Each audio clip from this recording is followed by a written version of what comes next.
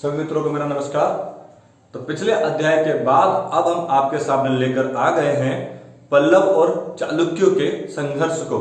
हमने पहले ही बताया था उत्तर भारत का इतिहास हम हर्षवर्धन के रूप में बता चुके हैं। आगे का इतिहास कॉम्प्लिकेटेड ना हो तो मैंने इसको विभाजित किया है। सन 500 से 750 तक के इतिहास पर हम अभी फिलहाल गौर किए हुए हैं, क्योंकि इसके बाद 750 के बाद त्रिकोणीय संघर्ष पर आ जाएंगे जो हम अगले अध्याय में बात करेंगे।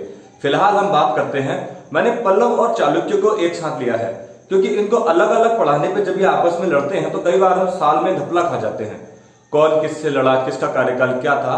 तो मैंने उस सुविधा के लिए आपके सामने इधर चालुक्य और उनका कार्यकाल और यहाँ पल्लवों का कार्यकाल लिखा है, जिसमें इनके आपसी संघर्ष को आप आसानी से समझ सकते हैं। तो मित्रों, सबसे पहले तो हमने पिछले वीडियो में आपको इनके आधिकारिक क्षेत्र बताए थे और आज मैं इसके बारे में गहनता से बताता हूँ। नर्मदा नदी के तट पर उत्तरी पेनार तक का एक क्षेत्र, नर्मदा नदी से उत्तरी पेनार तक का एक क्षेत्र चालुक्यों का क्षेत्र कहलाता था, जहां पर वो सन 533 से 750 ईस्वी तक लगभग अपने साम्राज्य को स्थापित करते हैं। वहीं उत्तरी पेनार से नीचे कावेरी नदी तक का क्षेत्र पल्लवों के अधीन आता था, जो ये भी लगभग 550 ईस्वी से 900 ईस्वी तक इस साम्राज्य पर जमे रहते हैं। इनके बीच यहां पर पड़ती है कृष्णा नदी, जिसकी एक सहायक नदी है तुंगभद्रा इस क्षेत्र पर। तो कृष्णा और तुंगभद्रा के दोआब के लिए इनके बीच आपसी संघर्ष चलता था और ये संघर्ष लंबे समय तक चलता रहा। उसके अतिरिक्त इन राज्यों को पढ़ने की आवश्यकता क्यों है? क्योंकि इन साम्राज्यों के अंतर्गत ही अनेक द्रविड़ शैली का विकास हुआ और द्रविड़ शैली के साथ साथ दक्षिण भारत में अनेक मंदिरों का निर्माण भी हुआ। इसके बाद एक और महत्वपूर्ण काल इसमें है जो चोल वंश के नाम से जाना जाएगा। दक्षिण भारत में एक आज का वीडियो और एक इसके उपरांत चोल वंश का वीडियो हमारे भारत के इतिहास के दृष्टिकोण से अत्यंत महत्वपूर्ण है। तो आप देखिए, ये है चालुक्यों का साम्राज्य और ये दक्षिण में आपको दिख रहा होगा पल्लवों का साम्राज्य। चालुक्य वंश की स्थापना सन 533 ईस्वी में की गई। ध्यान से सुनिए, ये भी कभी वाकाटक नरेशों के अधीन हुआ करते थे। इनकी जाति के बारे में मैं आपको बताऊं कि ये इनको ब्राह्मणों द्वारा ठाकुरों की संज्ञा दी गई, जबकि ये अपने आप को ब्राह्मण मानते थे, मनु के वंशज मानते थे, चंद्र वंशज। परंतु ब्राह्मणों ने इनको ठाकुरों की संज्ञा से नवाजा और ये क्षत्रियों के अंतर्गत ही माने गए। इसकी स्थापना करने का श्रेय वैसे तो आप देखेंगे महाकूट स्तंभ में जयसिंह को जाता है, परंतु वास्तविक संस्थापक के तौर पर आप देखिए पुलकेशिन प्रथम। पुलकेशिन का अर्थ होता है महान सिंह। ध्यान से सुनते जाइए। कार्यकाल है 533 से 566 ईस्वी में। इसने अपनी राजधानी उरैयूर बनाई, उरैयूर। परंतु आप ध्यान रखिए, चालुक्यों की प्रमुख राजधानी थी वातापी, जिस कारण इनको वातापी के चालुक्य भी कहा जाता है। चालुक्यों की अनेक शाखाएं थी जिसके बारे में अभी हम अध्ययन करेंगे। मात्र एक अध्याय से हम चालुक्यों के बारे में नहीं पढ़ सकते। मैंने महत्वपूर्ण आपको ये बताया, आज का वीडियो रहेगा, इसके अतिरिक्त चोलों का वीडियो भी रहेगा, परंतु उसके अतिरिक्त भी मुझे एक दक्षिण भारत पर चालुक्यों की अन्य शाखाओं पर एक अन्य वीडियो भी बनानी पड़ेगी, जिसको भी आप अवश्य देखना। तो फिलहाल पुलकेशिन प्रथम के बारे में हम बात कर रहे हैं। 533 से 566 ईसा पूर्व रहा। इसने अपनी राजधानी उरैयूर बनाई। इसके बारे में महाकूट अभिलेख से हमें प्राप्त होता है। ये वास्तविक संस्थापक है, इससे ज्यादा महत्वपूर्ण इसके बारे में जानने को नहीं है। हालांकि इसके बाद देखिए आता है कीर्तिवर्मन का नंबर। कीर्तिवर्मन प्रथम। इसने बहुश्रवण अग्निष्टोम यज्ञ कराया। अग्निष्टोम यज्ञ का उल्लेख हमने सबसे शुरुआती वीडियो में जब हमने ऋग्वैदिक काल पढ़ाया था तो वहां विभिन्न प्रकार के यज्ञों में बताया था। तो बहुश्रवण बहुत सारे सोनों से निर्मित अग्निष्टोम यज्ञ कीर्तिवर्मन ने कराया। इसका कार्यकाल है 566 से 597 ईस्वी में। ठीक है। अच्छा, इसने एक बादामी में, क्योंकि अब इसने अपनी राजधानी वातापी बना दी थी, बादामी में एक गुफा मंदिर का निर्माण का कार्य आरंभ किया था। मंदिरों पर आप गौर करते जाइए, जो भी जहां पर पूछा जाए आप देखते जाइए। वातापी यहां पर है जो इनकी राजधानी है, वी नाम से मैंने नक्शे में दिखाया है। यहां पर एक गुफा मंदिर के कार्य का निर्माण आरंभ कीर्तिवर्मन प्रथम ने किया था। 566 से 597 ईस्वी में इसका शासन रहा। अब हम बात करते हैं इन्हीं के पैरेलल पल्लव वंश से सिंह विष्णु भी आ चुके हैं दक्षिण में। जब कीर्तिवर्मन यहां पर थे तो पल्लवों से सिंह विष्णु यहां पर थे। सिंह विष्णु जो इन्होंने अपने आप को अवनी सिंह की उपाधि दी थी, अवनी, ये वैष्णव धर्म का अनुयायी था। वैष्णव धर्म का अनुयायी था। वैष्णव धर्म के बारे में मैंने डिटेल में गुप्त काल की जो वीडियो बनाई है, आप प्लेलिस्ट में जाकर हिस्ट्री की वीडियोस में देख सकते हैं। तो वैष्णव धर्म के अनुयायी होने के कारण इसने आदि 12 मंदिर भगवान विष्णु का मंदिर बनाया था। अब अत्यंत इसको अपने ऊपर घमंड आ गया था, अपने आप को ईश्वर के समान समझने लगा था, तो इसने वहां पर अपनी 2 पत्नियों की प्रतिमा भी स्थापित की थी। ध्यान सुनिए, सिंह विष्णु, इसके बारे में एक और मैं आपको बात बताऊं, इसलिए इतना प्रतापी था, जब इसने यहाँ पर पल्लवों की स्थापना की तो नीचे चोल, चेर, पांड्य तीनों को हराना पड़ा, क्योंकि यहाँ पर चोल, चेर और पांड्यों का ही साम्राज्य था। इन तीनों को हराकर यहाँ पर पल्लव वंश की नींव रखी सिंह विष्णु ने। इसके दरबार में भारवी नाम के कवि थे, जिन्होंने किरातार्जुनीय नाम की पुस्तक लिखी। आप पुस्तकों पर गौर करिए, अगर आप नोट कर रहे हैं तो नोट भी करते जाइए। भारवी आपने पढ़ा होगा, उसकी उनकी एक पुस्तक है किरातार्जुनीय, आप नोट भी करते जाइए। अगर परीक्षा में पूछा जाए भारवी किसके दरबार में थे, तो इसका सही उत्तर होगा सिंह विष्णु। और साथ ही साथ पल्लव वंश के संस्थापक कौन थे, तो सिंह विष्णु। देख रहे हैं आप, इनके पैरेलल है कीर्तिवर्मन, देखिए आप अग्निष्टोम में कितना है। अब बात करते हैं मंगलेश के ऊपर, क्योंकि अभी तक संघर्ष स्थापित नहीं हुआ, यानी कि इनके बीच आपसी टकराव नहीं हुआ। दोनों ही साम्राज्य अभी अपने साम्राज्य की स्थापना में व्यस्त हैं। लगभग 30-40 वर्ष इनको अपने आप को सुदृढ़ स्थिति बनाने के लिए लगा। अब हम बात करते हैं मंगलेश की। देखिए, जब कीर्तिवर्मन 597 ईस्वी में मृत्यु हो जाती है, तो उनका पुत्र पुलकेशिन द्वितीय बहुत छोटा होता है, अल्प होता है, अल्पायु का, जिस कारण उसे गद्दी नहीं मिलती। उस वजह से क्या होता है कि कीर्तिवर्मन का भाई मंगलेश गद्दी पर बैठ जाता है। मंगलेश क्या करता है, मंगलेश कदंबों का पूरा उन्मूलन कर देता है। कदंब यहां पर थे, गंग और कदंब। हालांकि पुलकेशिन प्रथम भी इनको हराकर अपने साम्राज्य का विस्तार करता है, लेकिन पुलकेशिन ने तो स्थापना की, कीर्तिवर्मन भी कदंबों को और गंगा को हराता है, परंतु मंगलेश पूरी तरह से कदंबों का और गंगों का उन्मूलन कर देता है, यानी कि इनको पूरी तरह से तबाह कर देता है। ये कीर्तिवर्मन का भाई होता है, क्योंकि कीर्तिवर्मन का पुत्र पुलकेशिन द्वितीय भी अल्पायु है, और मंगलेश ही अब गुफा मंदिर का निर्माण कीर्तिवर्मन ने आरंभ किया था, लेकिन असमय मृत्यु के कारण वो उस निर्माण कार्य को पूरा नहीं कर पाता, तो उसको मंगलेश पूरा करवाता है। बादामी का जो गुफा मंदिर है, बादामी या बातापी, बात एक ही है, तो उसको पूरा कराता है मंगलेश। ध्यान से सुनिए आप, मंगलेश ने इस साम्राज्य के विस्तार को और आगे बढ़ाया। होता क्या है, सन 610 ईस्वी में अब आंतरिक ग्रह कलेश यहां पर स्थापित हो जाता है। पुलकेशिन द्वितीय बड़ा हो जाता है और अपने साम्राज्य को वापस लेना चाहता है। मंगलेश मना कर देता है कि मैं आपको साम्राज्य नहीं दूंगा। मंगलेश वैष्णव धर्म का अनुयायी था, मना, क्योंकि आप देखिए दक्षिण में सारे साम्राज्य हिंदू साम्राज्य स्थापित होंगे। अब जब मंदिरों का ये निर्माण करा रहे हैं, तो आप समझ ही लीजिए बौद्ध और जैनिज्म का बोलाबाला गुप्त काल के बाद से नजर नहीं आएगा। सिर्फ एक बंगाल का पाल वंश ऐसा होगा जहां आपको बौद्धियों का जिक्र मिलेगा।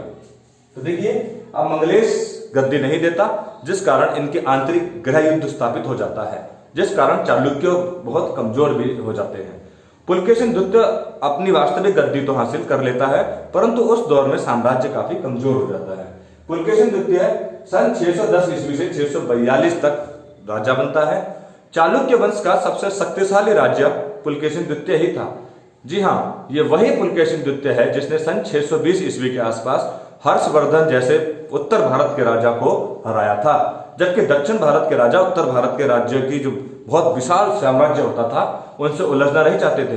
परंतु उसके बाद जब पुलकेशिन द्वितीय ने उत्तर भारत के राजा हर्षवर्धन को हराया, तो दक्षिण भारत के अन्य राज्यों में भी ये उम्मीद जगने लगी कि हम उत्तर भारत के साम्राज्य को हरा सकते हैं। तो एक ये बहुत ही प्रतापी राजा था जिसने दक्षिण भारत के राज्यों को हौसला भी बुलंद किया। पुलकेशिन द्वितीय 610 से 642 तक रहा, और ये जानकारी हमें रवि कीर्ति द्वारा निर्मित ऐहोल अभिलेख से प्राप्त होती है। ऐहोल अभिलेख बहुत ही महत्वपूर्ण है परीक्षा के दृष्टिकोण से। ये जानकारी देगा आने वाले वंश गुर्जर प्रतिहारों के बारे में भी। तो याद रखिए, ऐहोल अभिलेख ने ही यह बताया कि हर्षवर्धन की पराजय होती है पुलकेशिन द्वितीय से। देखिए यहां से अब होता क्या है, पुलकेशिन द्वितीय ही तो वो राजा है जिसने पल्लव और चालुक्य के बीच संघर्ष की स्थापना की। कैसे? देखिए, पल्लवों का दूसरा राजा था महेंद्रवर्मन। आप समयावधि देखिए, सन 600 से 630 की है, जो ठीक पुलकेशिन द्वितीय की समयावधि भी आपको दिखती होगी। पुलकेशिन द्वितीय क्या करता है, महेंद्रवर्मन को युद्ध में हरा देता है, यानी कि यहां पर बैठा पुलकेशिन द्वितीय पल्लवों के महेंद्रवर्मन को, जो दूसरे राजा हैं, यहां से आकर हरा देता है, ये नीचे आकर हरा देता है। उस महेंद्र वर्मन के बारे में मैं आपको बताऊं, महेंद्र वर्मन सिंह विष्णु के बाद सिंहासन पर बैठे थे, उनके पुत्र थे। ये विचित्र चित्र अनेक विचित्र उपाधियों से नवाजे गए। इन्होंने एक कविता लिखी, एक पुस्तक लिखी, मत्त विलास प्रहसन, परीक्षा के दृष्टिकोण से उपयोगी है। मत्त विलास प्रहसन सन 600 से 630 ईस्वी तक रहे। पुलकेशिन द्वितीय इन्हें हराकर एक जंगी अभियान शुरू कर देता है चालुक्य बनाम पल्लव। तो अब स्थापित हो गया है संघर्ष चालुक्य और पल्लवों के बीच। अब इनके बीच दो छोटे साम्राज्य ज्यादा मायने नहीं रखते, उनको कभी पल्लव हरा देंगे तो कभी चालुक्य हराएंगे। पुलकेशिन द्वितीय सन 610 से 642 तक जो शुरुआती दौर में आंतरिक ग्रह कलेश के कारण कमजोरी स्थापित हुई थी, उस पर उसको मद्देनजर अपने साम्राज्य को बहुत मजबूत स्थापित करता है। न सिर्फ हर्ष को हराता है बल्कि वो महेंद्र वर्मन को भी हरा देता है। महेंद्र वर्मन की हत्या मृत्यु के बाद गद्दी पर बैठता है पल्लव वंश का सबसे शक्तिशाली राजा नरसिंह वर्मन 630 से 668 ईस्वी तक। नरसिंह वर्मन यहाँ पर बैठता है।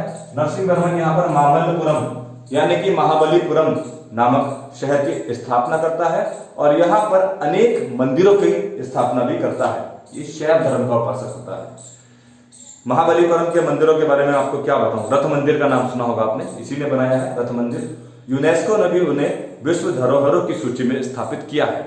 नरसिंह वर्मन ने इस शहर की स्थापना की, जबकि पल्लवों की राजधानी थी कांचीपुरम, उसी के निकट है महाबलीपुरम। ठीक, अब देखिए पुलकेशिन द्वितीय बड़ा ही उत्साहित होता है कि उसको कोई हराने वाला नहीं है। महेंद्र वर्मन को उसने हरा दिया, पल्लव तो छोटे मोटे हैं।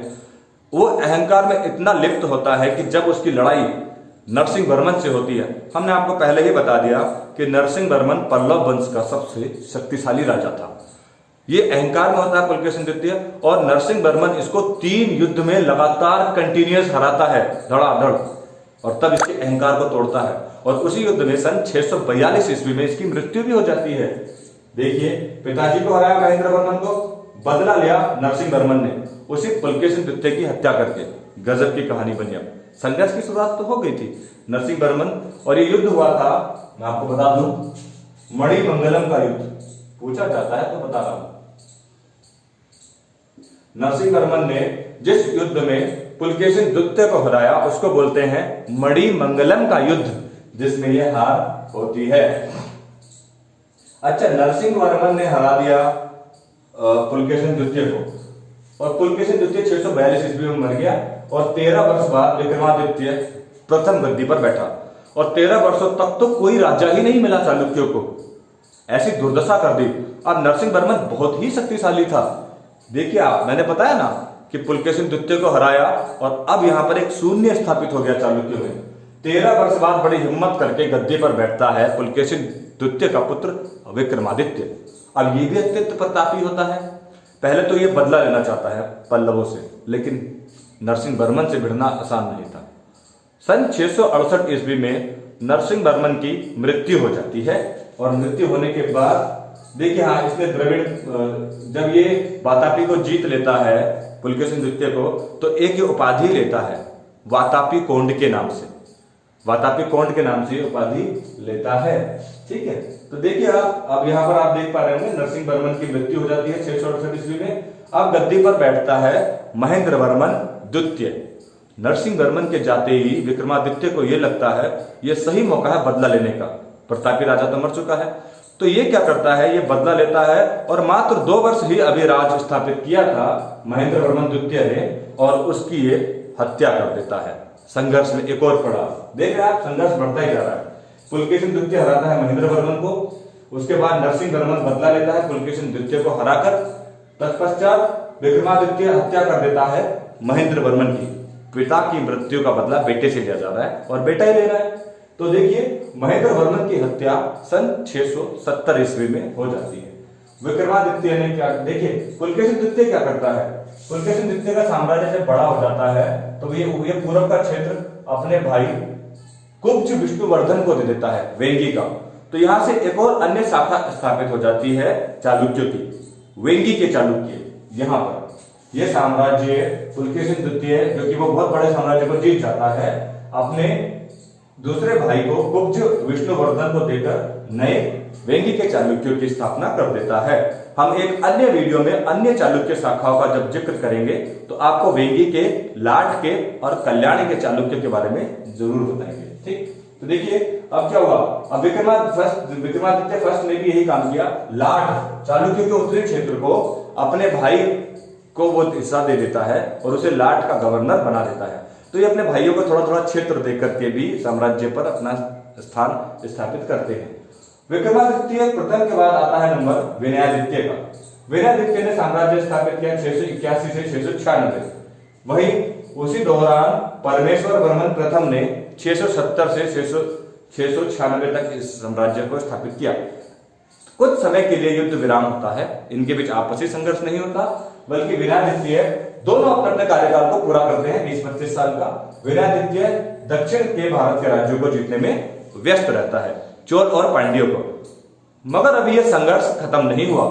हालांकि दोनों राजा शांति से अपने राज्य को पास कर लेते हैं। अब फिर से स्थापित होगा, देखिए विजयादित्य आता है सन 696 से 733 ईस्वी तक साम्राज्य स्थापित होगा विजयादित्य का। विजयादित्य ने पट्टदकल में शिव मंदिर का निर्माण कराया। पट्टदकल, ये पी नाम से आपको दिखा होगा नक्शे में। पट्टदकल ये वातापी के अंतर्गत ही है, चालुक्य के अंतर्गत। विजयादित्य ने पट्टदकल में शिव मंदिर का निर्माण कराया। देखिए अब उधर परमेश्वर वर्मन के बाद नरसिंह वर्मन द्वितीय गद्दी पर आता है। दोनों नरसिंह वर्मन बड़े प्रसिद्ध थे, दोनों ने हराया। नरसिंह वर्मन द्वितीय गद्दी पर आता है 696 से 720 ईस्वी तक इसका सिंहासन रहता है। नरसिंह वर्मन द्वितीय के कार्यकाल में ज्यादा युद्ध नहीं हुए। हालांकि उसने एक युद्ध में विजयादित्य को हराया और विजयादित्य ने दोबारा लड़ाई नहीं लड़ी, परंतु नरसिंह वर्मन द्वितीय का कार्यकाल बड़ा शांतिमय था, जिस कारण यहाँ पर कला का बहुत विकास हुआ।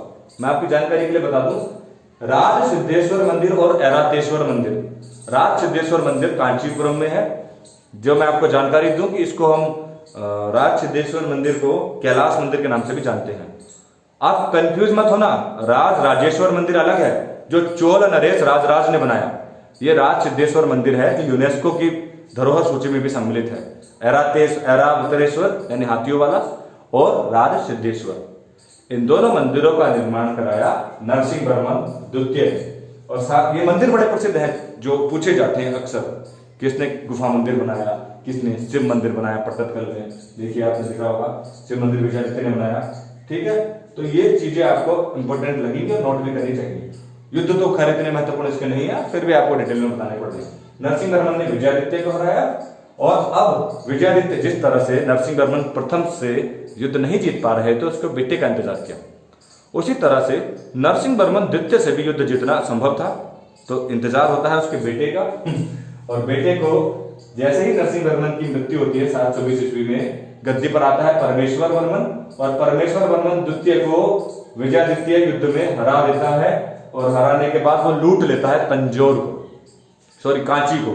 कांची इनकी राजधानी थी, कांची को वो लूट लेता है। उसके बाद अंतिम प्रतापी राजा चालुक्यों का होता है विक्रमादित्य, जो रहता है 733 से 747 ईस्वी तक सिंहासन पर। ये क्या करता है, ये पट्टदकल में ही इसकी दो महारानियां होती हैं, त्रिलोकेश्वर देवी और लोक महादेवी। उन लोक माया देवी और त्रिलोकेश्वर देवी, इनकी याद में पट्टदकल में ये दो मंदिरों का निर्माण करता है। पट्टदकल में एक है त्रिलोकेश्वर नाथ और एक है लोकेश्वर नाथ और त्रैलोकेश्वर नाथ। आप परीक्षा के दृष्टिकोण से इन दोनों को नोट कर लीजिए, ये बहुत महत्वपूर्ण है। विक्रमादित्य, और ये हत्या कर देता है परमेश्वर वर्मन की। बदले का तो इंतजार हो ही रहा था, बदला तो विजयादित्य ने भी ले लिया था, लेकिन परमेश्वर वर्मन द्वितीय की हत्या ये 720 से 737 ईस्वी के बाद कर देता है। इसके बाद पल्लव वंश तो चलता रहता है नंदी वर्मन के दौर पर, लेकिन अंतिम राजा कीर्ति वर्मन को उसका सामंत दंती दुर्ग हरा देता है। और दंती दुर्ग हराते ही सन 757 में यहाँ पर राष्ट्रकूट वंश की स्थापना कर देता है।